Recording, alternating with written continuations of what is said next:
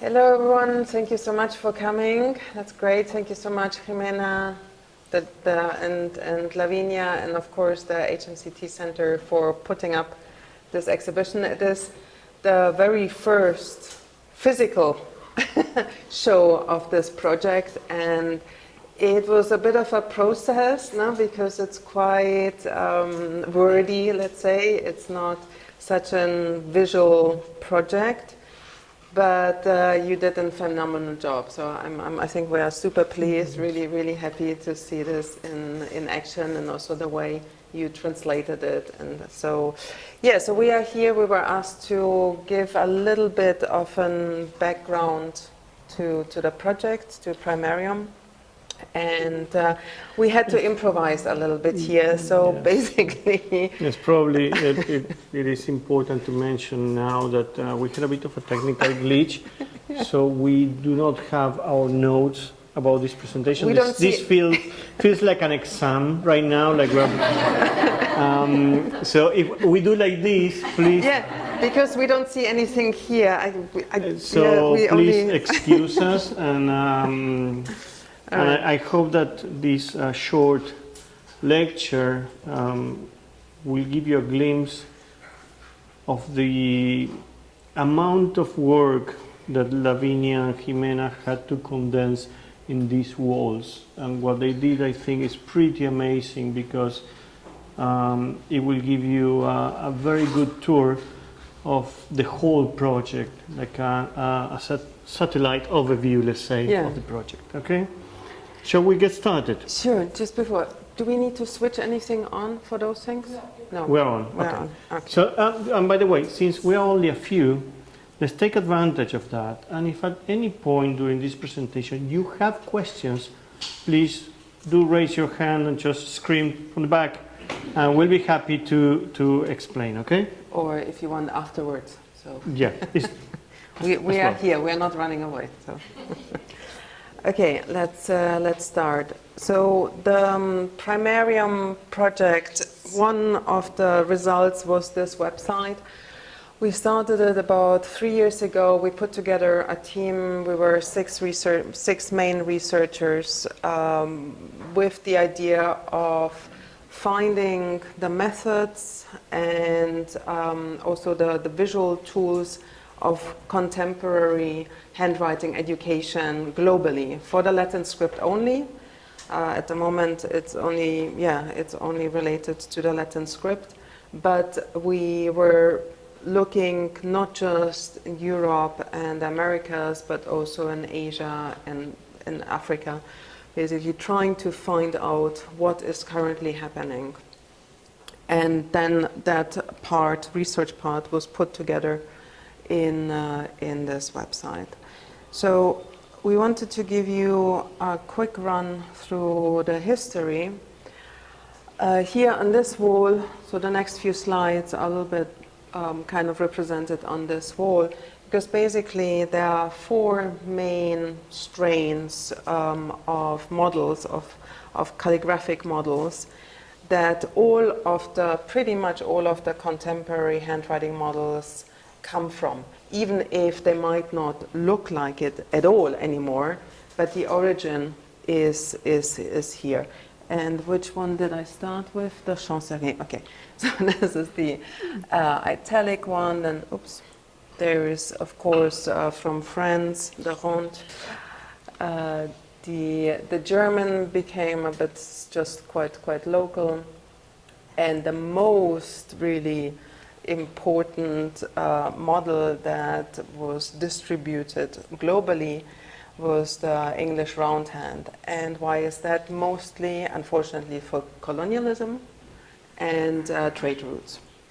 Yes, I mean, by the late 18th century, most of the world was using this kind of hand to trade.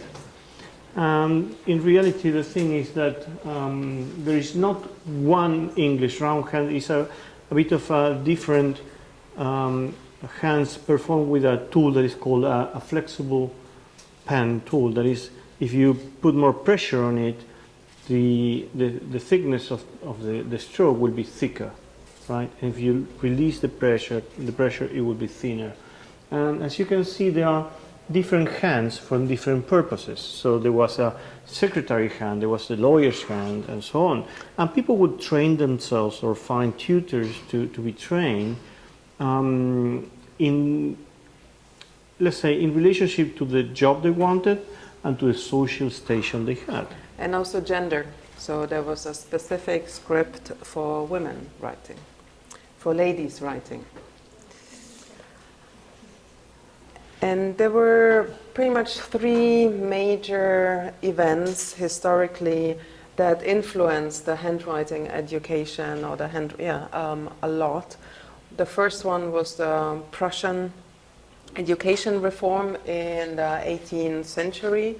Prussia is northern Germany, pretty much. That was quite strong. It's quite a strong empire at that point.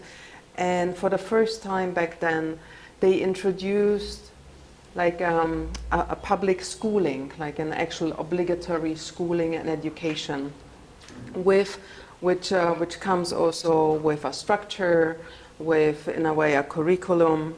Yeah, so they basically set up the initial education schools that we know today. Yes, and a very important part of this is that they had teachers' seminars. Yes. So basically they had seminars to teach the teachers how to teach. How to teach. And of course handwriting was a big part of that. The other one was the sanitary movement, mostly in England and the UK in the late 19th century.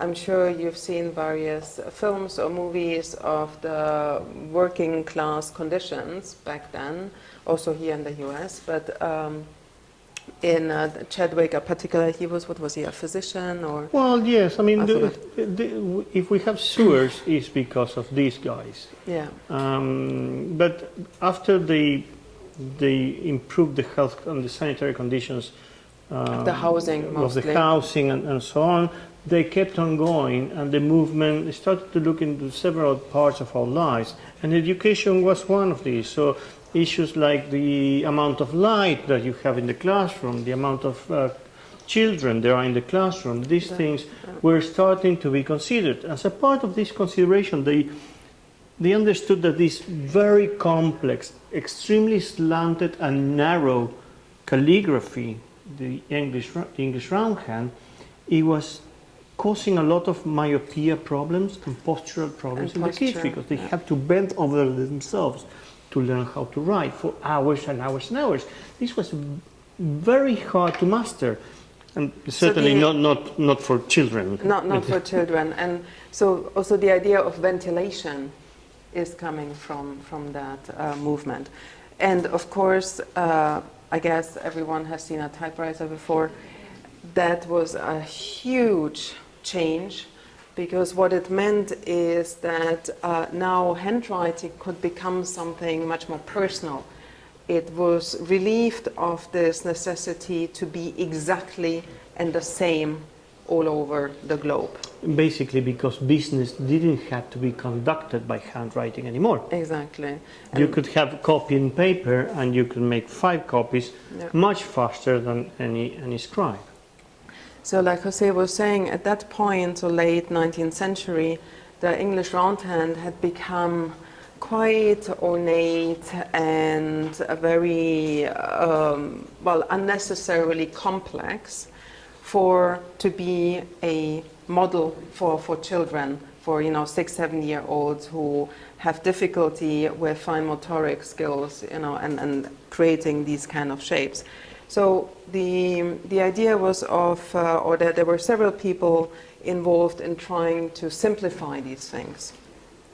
One of them was Spencer, and then later on Palmer, where the idea was to really simplify not just the shapes, but also getting rid of this high contrast, opening up, changing the shape so it becomes easier for the kids to Yes, and additionally, learn. I should say that the Spencer and Palmer are models created in the States.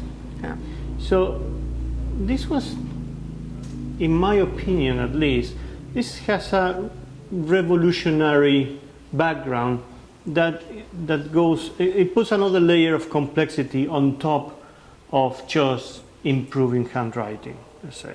This was detaching themselves from something that came from England at that point. Yeah. But if you look at the first Spencer and then Palmer, 50 years later really, you will see that the shading, that means the stroke contrast, the difference of the pressure, is almost monolineal in Palmer. This Palmer handwriting is utilitarian, is fast. You can see in how separate the letters become from one another. This is a fast hand, it's a hand for everyday use. This is a casual hand.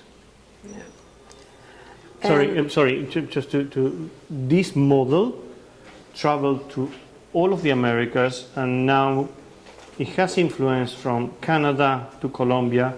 All of the models that are used for handwriting education are offspring of Palmer and then Sander-Blossen. Yeah. So another kind of idea of how to improve the results in handwriting was to create an upright. So this idea of, okay, if the kind of fast and slanted style is not getting us the results that we need, let's try to make it upright. That will be much easier because it's slower. So the idea was that kids will be more able to trace and to learn that. And from there were various models. One very important one was the Ware Foster, mostly used in the UK, with a couple of modes going from slightly slanted to even more upright. And another one in Poland, Falski. So this idea of upright handwriting was kind of developed in different countries, or in the Netherlands they actually used both. Yes, yeah, so they this is the same book, just with different calligraphic styles. This one is, and this is where it comes quite interesting, because the French, even though they adopted the English roundhand, they had a previous writing style that was the écriture ronde.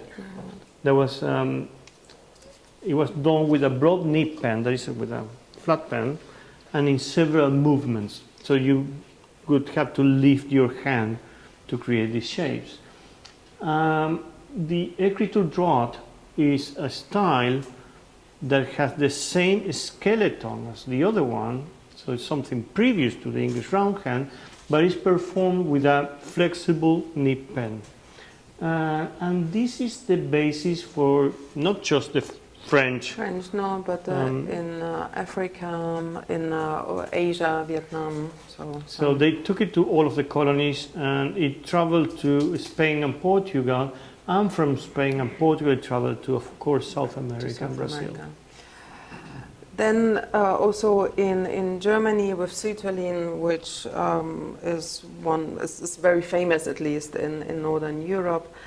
Germany is special in that sense that it always had two alphabets. So Kurrent, or basically a black letter, and for anything German, and a Latin for everything else. And Sütterlin as well, he, similar to Palmer and the others, simplified the shapes, got rid of the contrast, and in this case also made the shapes upright. That's the caps. Yes. This is something interesting. When we talk about all of these styles, whether it is this upright or cursive or slanted style that we have been referring to, they are all what we know as full cursive or fully joined cursive. That means that when you write with this style, you try not to lift your hand at any point. The lowercase letters, when you see these loops at the bottom and loops at the top, those loops exist to connect one letter with the next, right? So when you end with a descender stroke, you simply do the loop, go up, and connect with the next one. And the Latin writing system lowercase lends itself to this kind of device. But when you analyze the shape of the uppercases, they come from the Roman columns. They are stiff, they have been cut into stone, chiseled into stone, and they are symmetric, rigid, and they do not like being converted into curves. So when they started trying to connect those letters with these, they got really creative. Yeah, it's very ornate, no? It's a lot of loopies and some shapes almost unrecognizable to us today. So what happened, because there was also a sense of, oh, this is too complex. Yeah. Again, remember perhaps your own days of handwriting and how difficult it was. So one idea was to go into this multi-stage, so-called multi-stage system, to start with a very, very simple, in America it's called ball and stick, where you start really with super simple shapes and then move into full cursive. That means, though, that kids have to learn 4 scripts, 4 alphabets, really. Yeah. Upper and lowercase, print, and cursive. So, although it was very popular and still is popular in a lot of countries, at some point in UK, Rosemary Sassoon, she conducted research. She came up with this notion that it requires too much mental effort for kids, yeah, at the beginning. So she developed a different way, and it was, well, Richardson. Yeah, it came. It really is a movement that started at the beginning of last century, probably. Yeah, but what they try to do is to travel back to the Italian chancery style. That was much more simple, still fast, but not so ornate. So the bottom line here, let me see if I find an example for you, is that whenever you finish, look at here, do you get to see it? Sorry, let me find something up here, lightning, you see it here. When you finish with a stroke that goes from right to left, especially on a descender, instead of trying to connect, you lift your pen and go to the next letter. So it feels a bit more natural, you know. It's not this forced way of connecting absolutely everything. And also, as you see, the caps are much more simpler. So basically the capitals are not forced to be connected to the lowercase. Only perhaps in some cases where it feels, yeah, okay, it's more natural. More natural. Yes, but basically it's only connect when it makes sense. That would be the rule of thumb. And so in this way, the letters that kids learn from the beginning, they can evolve, let's say. They evolve by means of something that we call precursive. That is a print style, but at the end of the letters, it has a little flick that you see there. So that flick, as children become more proficient, they start writing faster and they slowly forget to lift the pen. Yeah. So that flick connects to the next letter, right? So yeah, it's like a suggestion. Yeah, you can connect here. It's almost in your own way of creating, in a way, your handwriting. So everyone connects a little bit differently. Okay, we arrived in the 21st century where some people, too many people, really, in official places, in government places, thought, oh, who needs handwriting education these days anymore? We only type, right? We only need the keyboard. Or children just need to learn the letters as they are look in the keyboard. And that is another thing that you hear a lot. But with over time, really, And many different studies over the last 20 years, it became clear that it's not as simple, and actually there is good and strong arguments for teaching handwriting and cursive handwriting. One of these is based in our brains. So we have these two hemispheres that really, they work together for certain skills and certain behavior. They need to collaborate.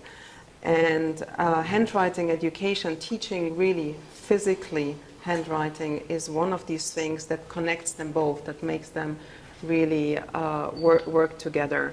And if one of the hemispheres, I mean, of course, every one of us has one hemisphere is a bit stronger than the others, but if one of them, I think it was the right one, yes, if it's developed not enough, we know nowadays that kids start to have problems in word recognition, in comprehension.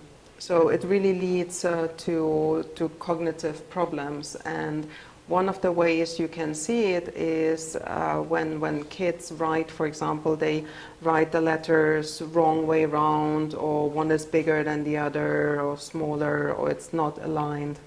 So, and of course, the other thing is the fine motoric skills. Yeah, because with handwriting, with having a tool, having to control this tool on a small space, yeah, it requires training. However, what is important here is that it needs good guidance. So you can't just say to the teacher can't just say, "Oh, go on, come on, give me a letter A," you know.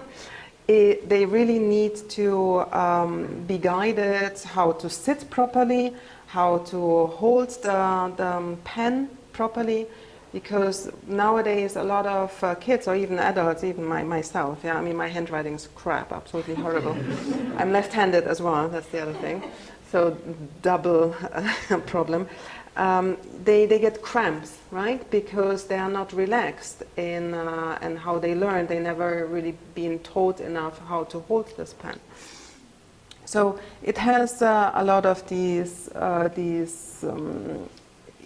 features that pretty much handwriting is quite unique in getting all this cognitive awareness, cognitive development, and also really an expression, right? I mean, handwriting is like your fingerprint.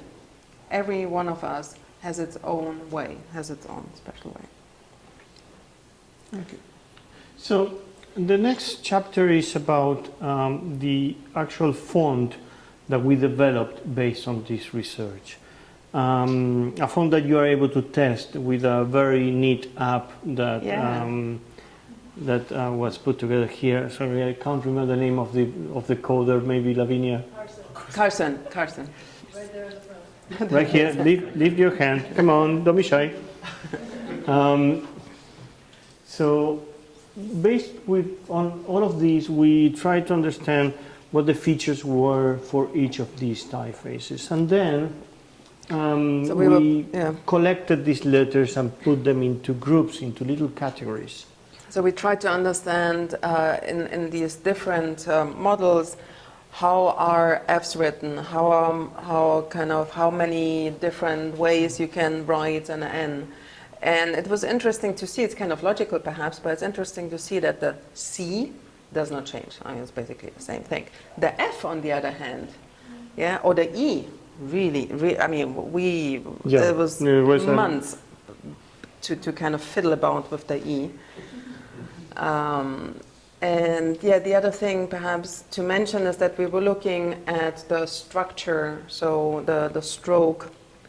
How you construct it. So let's say in this case, this L that is upright and that L that is slanted, in terms of construction, they are the same L. Yeah.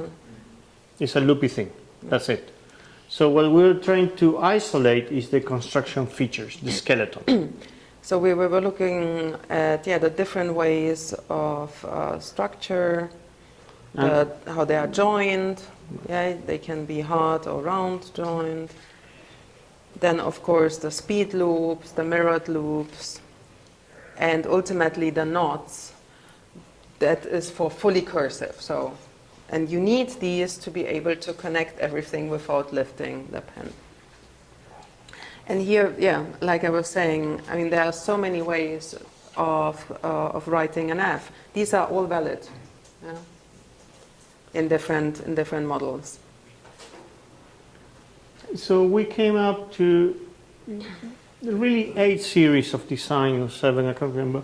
But in terms of style, we have a pre-cursive, a joined modern cursive that is like the Italian style, but fully joined with these kind of abnormal connecting strokes that you see in the second pair. Yeah.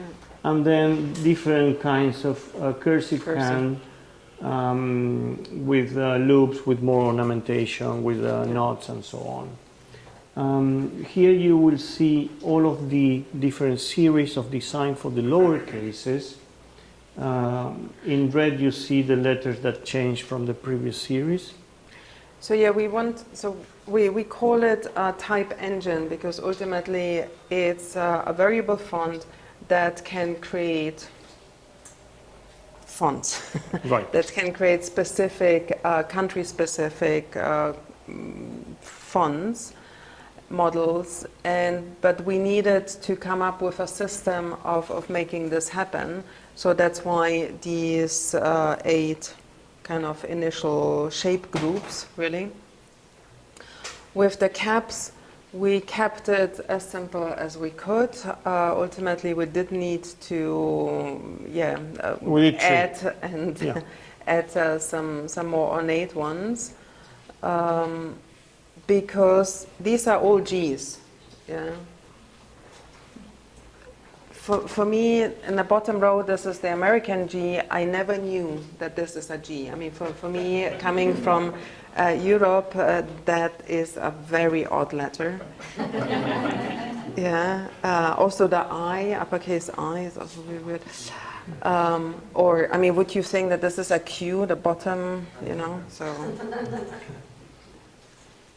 So that was interesting, really, for us even to see all these different shapes. Yeah. Right. But each of these shapes, each of these letters, they had to be drawn several times, changing how thick they are, how slanted, how tall the ascendant and the descendants were. So 16 times, really. Yeah. And this is how the system is supposed to work. This is the conceptual background. We can type something and select one of our series, right? And after we have the right series, we can go to the variations and just give it a bit of weight. Some speed. Some slant. Slant, yeah. Right? Then we can say, okay, the extension should be a bit longer. And finally, we want this writing to be faster. Right? This is really nice, in theory. Because in practice we have a problem. Because these series, they are not pure. No country will use one of these series entirely. So we needed everything to connect with everything, which in terms of typographic design is a very complex task. Let me see. Yes, I have an example. So if you need to connect these 2 letters, there are 2 ways to connect them, right? So you need to draw really 2 letters A, one for each. But then, each of these pairs can have accents, right? And when you start multiplying, we're talking about thousands and thousands of shapes. To solve this, we consulted with one of the most brilliant minds in technicalities of type design. He's called Kamal Mansour. He lives in the West Coast, I think. Yeah, I yes. think so. And he said, Jose, this is very easy. You just need to think like the Arabic. Because in the Arabic script, it's already connected by default. So what they do is using 4 shapes for each letter. Isolated, and then changing according to the position in the word, right? So we did the same with our letters. For each letter, we had 4 shapes depending on the position. I know that you should think right now, Jose, you are multiplying the amount of shapes, not reducing. No. But believe me, at the end of the line, this is a very good way of making it smaller. So the system works like in terms of programming, like what we call a finite state machine. So each of these letters will change shape, right, according to the state they were before. So the user types this, and then we we decompose the accents. This is the first thing we say. Okay, the accents are a different thing, and we will deal with them separately. Then we select the shape of the letters that are related to the country and model that we're aiming to. Then we change the shape of the letter according to the position in the word. So that thing that you see there, that is an E. As you see, the E has a very short stroke because the rest of the shape is a connecting stroke that we place at the end. And then the whole thing is built again. And the nice thing is that these connecting strokes can be repeated. Yeah, so they can be reused, basically. So you don't have to, you actually reduce the amount of shapes you have to draw 16 times. And the more models, because of course our goal is to add, and in fact we have 3 or 4 countries in a pipeline, the more you add, the more kind of the simpler, the easier and simpler it will as be. a model, as the engine becomes larger and larger, it is easier and easier to add because new writing systems. Because you already have more a forms. lot of the forms. So yeah, the idea with Playwrite is really to kind of, let's say, approximate these models, the contemporary models, and not necessarily to substitute them, but to offer a quality option, free. It's all free, open source. And in some cases, we actually did. If you go to HE. Yes, if you look at this connection, this is the original. You see that this connection is broken. It's really shitty, and that's sorry. Because of technicalities, yeah. Because it's a technical constraint. So in our model, that works, of course, well because we managed to find a solution to make this happen correctly. But you can see that with the same engine, so with Playwright engine, we can create very different results. Yeah.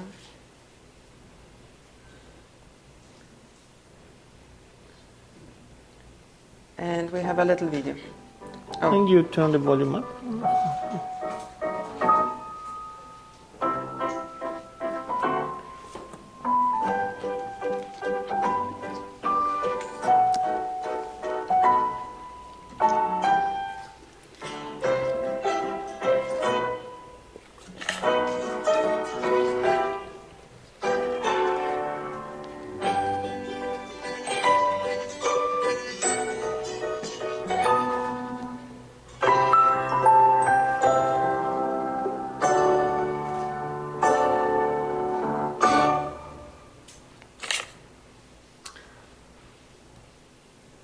And we did a book.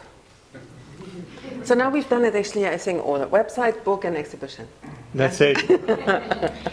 You're welcome to browse through them. I think there are a few for sale. Yes, if you want to get one of these, there are only a few.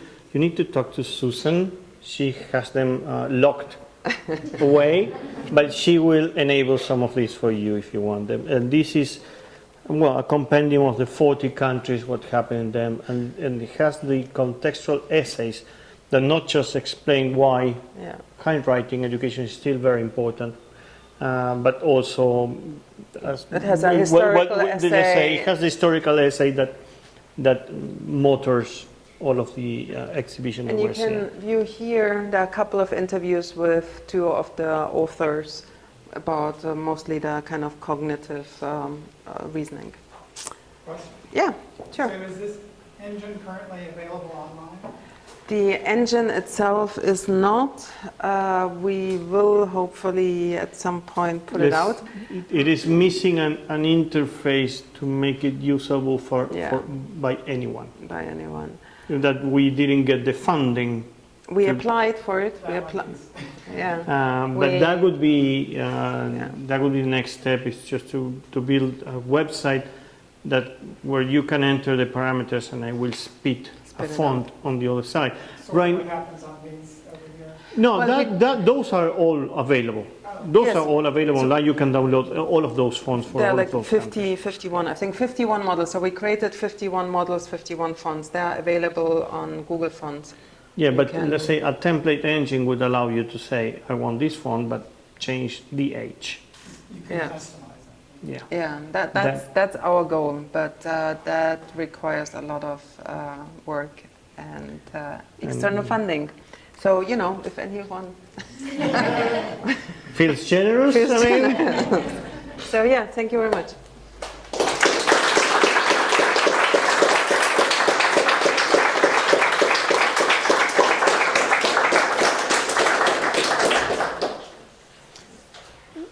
Any questions?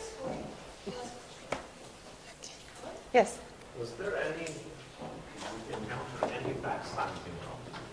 Backslant, no. No, the creation one. Yeah, but it's upright. The creation, No. Was it not backslant as well for the left-handed one? Is it upright? Okay. the Croatian education system has two models, one that is slightly slanted and one that is upright. And they use the upright one for the left-handed. It's the only country where we found something like this, which actually makes quite a bit of sense. Yeah. And a backslant good also makes sense. I noticed that Croatia got the English model. How? No, well, that's so. When was it? A few years ago, they actually employed a type designer to create a whole new model. They did quite a few testing, research. I think he said it was a mixture of German, English.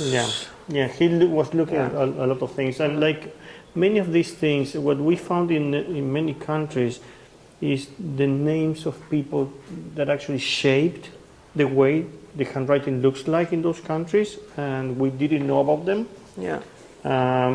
So recovering those names is also a very nice exercise, I think, and an exercise in fairness, because their contribution was really important. And actually one big part of the website and of the research was interviews with people on the ground, be it educators, be it teachers, be it designers or calligraphers who were involved in creating the models. Yes, and also you will be surprised, but the Ministry of Education will publish documents saying, this is how you do it. But then when you talk to the teachers, they say, no, we do it this way. Yeah, and a lot of teachers, they don't even have the resources to teach the handwriting. A lot of them would just use their own handwriting. So, okay. And also a lot of teachers, they have no interest. They don't see it as important. Yeah, just as a very secondary thing. So there is, there's this lack of understanding of the importance. So that was in a way also an idea for creating this exhibition, of creating a book, of really trying to get this information out there and helping perhaps to find reform or give arguments for reform. Yeah, so I think that it's not an attempt to create reform in itself, but to enable others to create it, to actually improve things. So I mean, we have had good feedback. Yeah, we had good feedback. Let's go. Has that reform happened, or even for you personally, has it changed your own handwriting? No. It didn't improve a bit. So when you signed the book, what will you sign? I can try, but yeah. Actually, I did try. I'm not very patient, so but I know there are quite a few people who give courses in adults, improving their handwriting, because they feel also in a way for this thing of personal expression. So that's even more encouraged. Yeah, absolutely. Sure. I'm going to take that thought and take it one step further and out myself at the same time. For people who are getting quite a bit older, and handwriting is one of those things that goes first, did any of your research kind of touch on how kind of focusing on getting back nicer handwriting?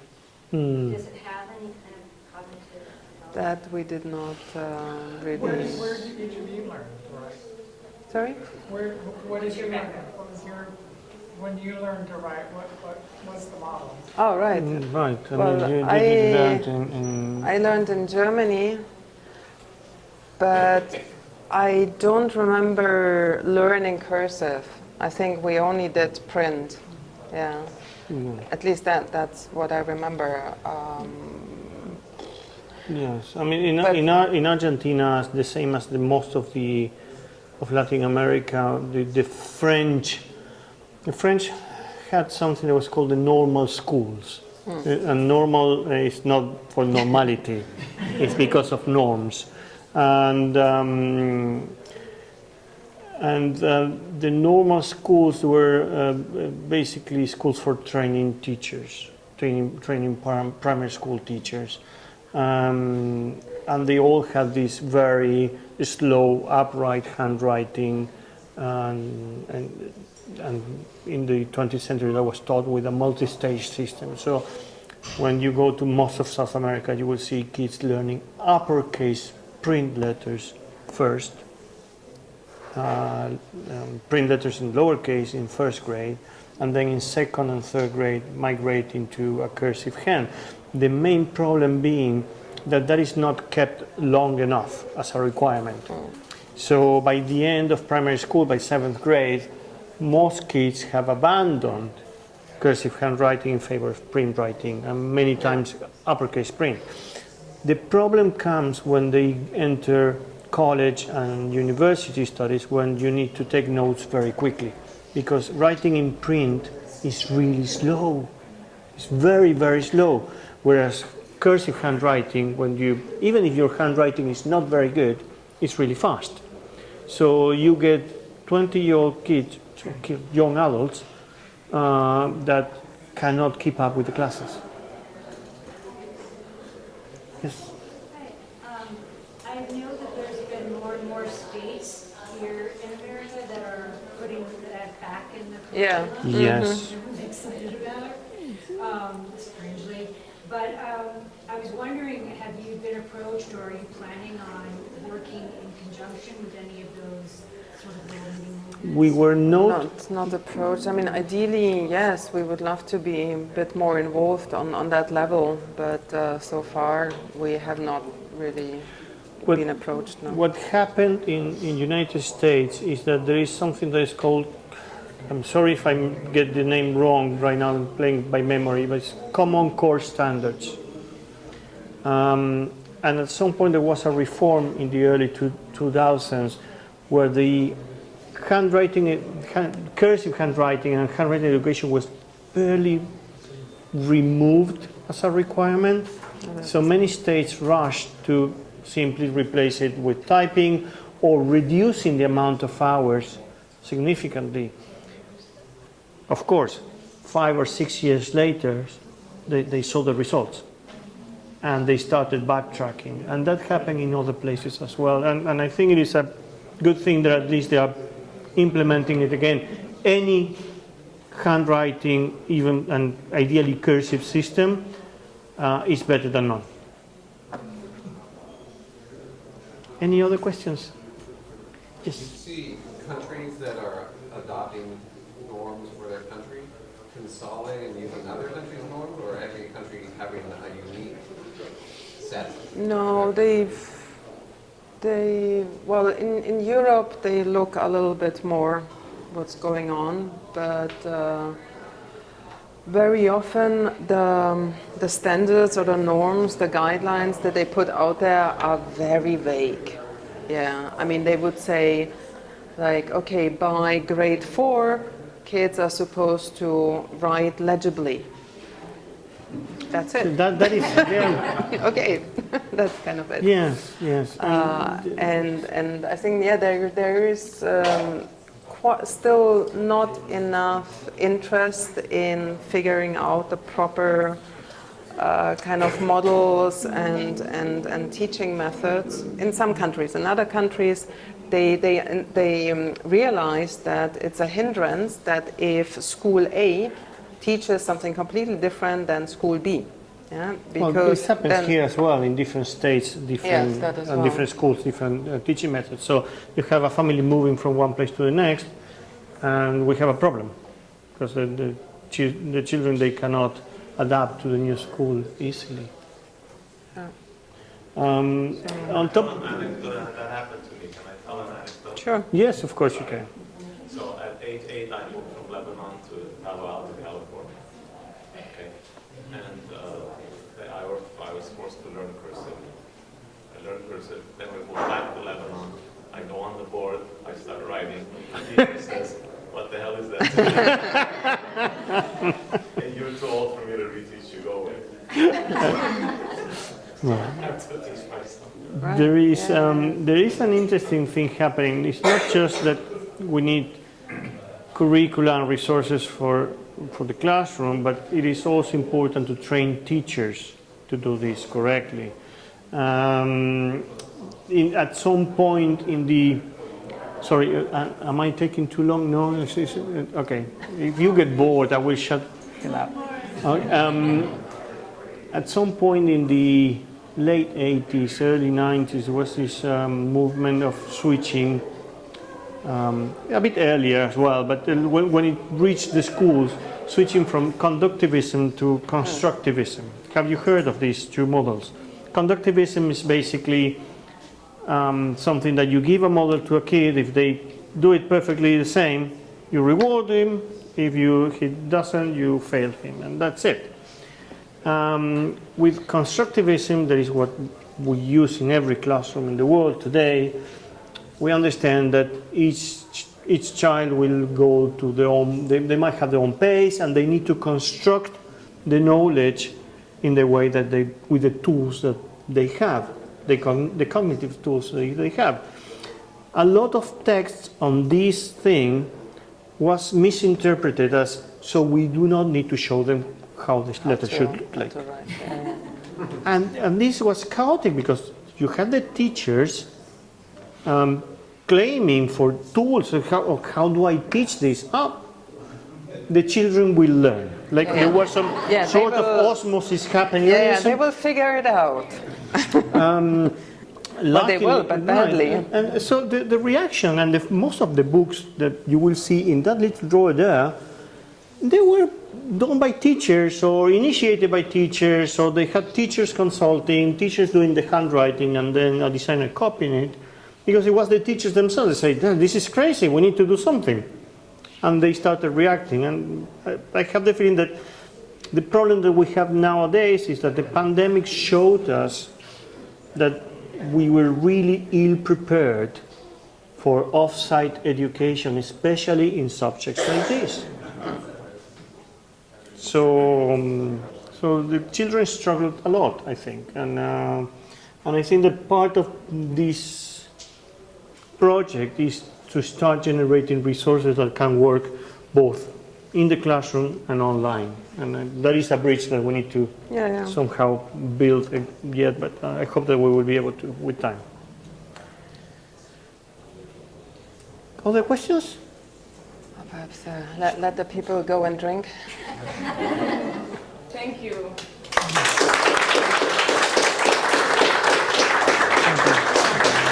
Thank you.